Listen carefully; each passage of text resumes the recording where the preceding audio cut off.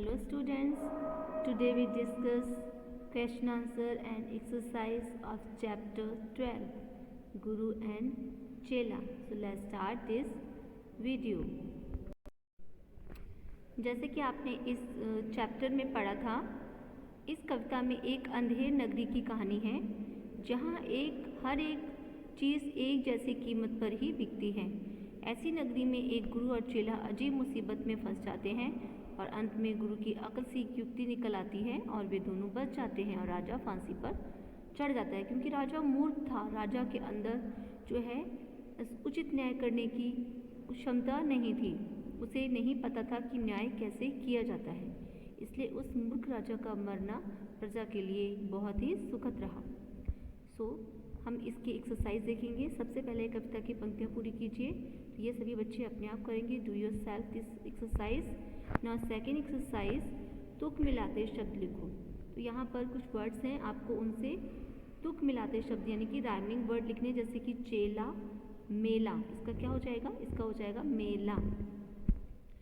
इससे मिलता जुलता आप कोई दूसरा वर्ड भी बना सकते हैं अगर आपको कोई दूसरा वर्ड याद है। शीश, इसका हो जाएगा फीस। राजा, बाजा। बनाया, दिलाया या फिर खिलाया। सजा, कजा। खीरा, जीरा या फिर मीरा। सवारी, इसके बहुत सारे वर्ड्स हैं। भारी, न्यारी, व्यापारी। देरी, इसका बन जाएगा मेरी। आगे क्वेश्चन आंसर है। जैसे फर्स्ट क्वेश्चन है, गुरु और चेला घूमते घूमते कहाँ जा पहुँचे। जैसे कि आपने कविता में पढ़ा था, गुरु और चेला घूमते घूमते एक अंधेर नगरी नामक नगर में जा पहुँचे। यानी अंधेर नगरी नाम का एक नगर था, वहाँ पे वो पहुँच गए। गुरु ने ग्वालिन से क्या पूछा? तो गुरु ने ग्वालिन से पूछा कि इस नगर का क्या नाम है और यहाँ के राजा कौन हैं। तो ग्वालिन नगर के बारे में क्या बताया? ग्वालिन ने बताया कि ये अंधेर नगरी है और यहाँ हर एक चीज़ टके से मिलती है। गुरु ने चेले को क्या बात समझाई? क्या चेले ने उनकी बात मानी? यानी जब गुरु ने देखा कि ये तो अंधेर नगरी है और यहाँ हर चीज़ टके से मिलती है, तो गुरु को कुछ डाउट हुआ। तो उसने चेले को बताया, उसने चेले को कहा कि मुझे ये नगर ठीक नहीं लग रहा, यहाँ रहना ठीक नहीं है। बट चेले ने गुरु की बात नहीं मानी और गुरु को अकेले ही लौट जाना पड़ा। आगे एक दिन क्या घटना घट गई, जैसा कि आपने कविता में पढ़ा था कि जब बहुत आंधी तूफान और बारिश हुई तो उस समय क्या हुआ, राज्य की एक दीवार गिर गई। यानी एक दिन ये घटना घटी थी। दीवार गिरने को लेकर किस किस को बुलाया गया?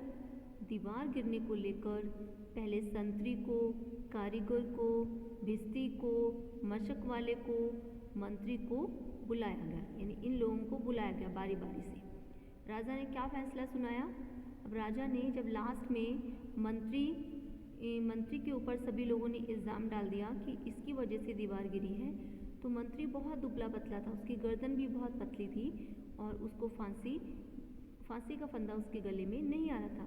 इसलिए राजा ने फैसला सुनाया कि किसी मोटे व्यक्ति को फांसी दी जाए। यानी मंत्री की जगह किसी मोटे व्यक्ति को फांसी पर लटकाओ, यानी किसी न किसी को फांसी पर लटकाना है, चाहे वो कोई भी बेकसूर इंसान क्यों ना हो।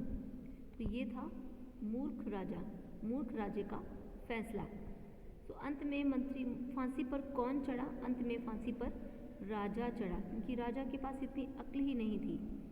ठीक है, वो अपने दिमाग से, अपनी अक्ल से, अपनी बुद्धि से काम नहीं लेता था। नाउ नेक्स्ट है, सोचो ऐसा क्यों हुआ होगा। तो ये आपको सोच कर लिखने हैं इसके आंसर। राजा के मरने पर प्रजा खुश हुई क्यों? राजा के मरने पर प्रजा खुश हुई क्योंकि वह एक मूर्ख राजा था और ऐसे मूर्ख राजे का मरना ही उचित था। चेले को फांसी पर चढ़ाने के लिए लाया गया क्यों? चेले को फांसी पर चढ़ाने के लिए इसलिए लाया गया क्योंकि चेला मोटा था, उसकी गर्दन मोटी थी। चेला फांसी पर चढ़ते चढ़ते बच गया क्यों? क्योंकि गुरु ने अपनी सूझबूझ से चेले को फांसी पर चढ़ने से बचा लिया। आगे है वाक्य बनाओ। सभी बच्चों इन शब्दों से वाक्य बनाएंगे। जैसे फांसी, तो इसमें आप लिख सकते हैं कि राजा को फांसी पर लटकाया गया। करामात, गुरु ने अपनी करामात दिखाई। दनादन यानी चेले ने खूब दनादन हलवा खाया। न्योता राजा ने चेले के लिए न्योता भेजा। जल्लाद ने राजा को फांसी पर लटकाया। इस टाइप से आप कोई भी सेंटेंस बना सकते हैं। मैंने आपको बहुत ही इजी और इस पोएम पर आधारित ही सेंटेंस बताए हैं। आप कहीं से भी कोई भी सेंटेंस बना सकते हैं इन वर्ड्स का यूज़ करते हुए।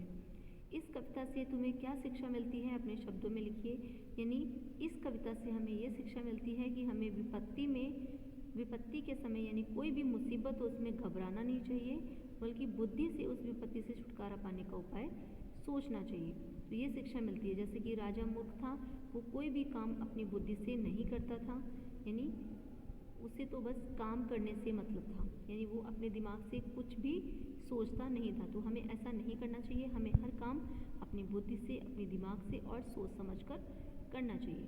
तो ये था आपका चैप्टर और इसकी exercise. I hope all of you understood this chapter and exercise and question answer. So students, please learn question answer carefully. So thank you. Now have a good day.